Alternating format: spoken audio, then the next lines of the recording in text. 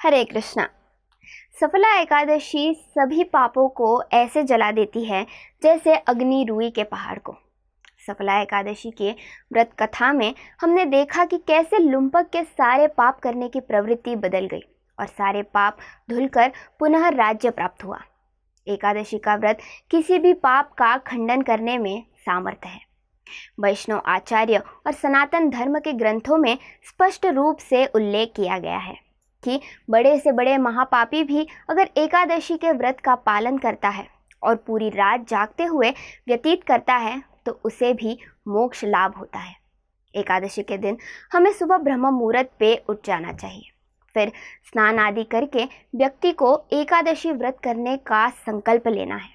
उसके बाद भगवान की मंगल आरती कर लेनी है तथा तुलसी मैया को प्रणाम करके उनकी पूजा अर्चना करनी है और तुलसी मैया के चारों ओर हो सके तो कम से कम 3 प्रदक्षिणा करनी चाहिए।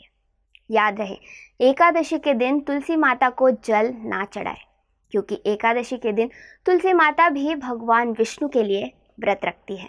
वैसे तो सबसे बढ़िया यही है कि हम हर एकादशी पर निर्जला उपवास रखें, परंतु स्वास्थ्य का ध्यान रखने के लिए और आत्मा तथा शरीर को एक साथ रखने के लिए अगर आपको लगे आपको पानी का सेवन करना है या कुछ प्रसाद जैसे साबूदाना, फल, दूध ग्रहण करना है तो वो आप कर सकते हैं। अपने शारीरिक सामर्थ्य के मुताबिक ही व्रत रखने का विधान दिया गया है।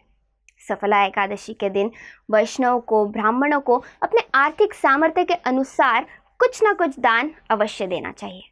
इससे हमारे उपार्जन किए हुए धन का शुद्धिकरण होता है। अगर आप वैष्णव को घर नहीं बुला पा रहे तो आप अपने नज़दीकी मंदिर में भी दान कर सकते हैं। भगवान श्री कृष्ण के शुद्ध भक्त एकादशी का व्रत भगवान को संतुष्ट कर उनसे उनकी निजी सेवा का वरदान मांगते हुए करते हैं। आइए हम भी एकादशी का विधि विधान से पालन करें और अपने जीवन को सफल बनाएं।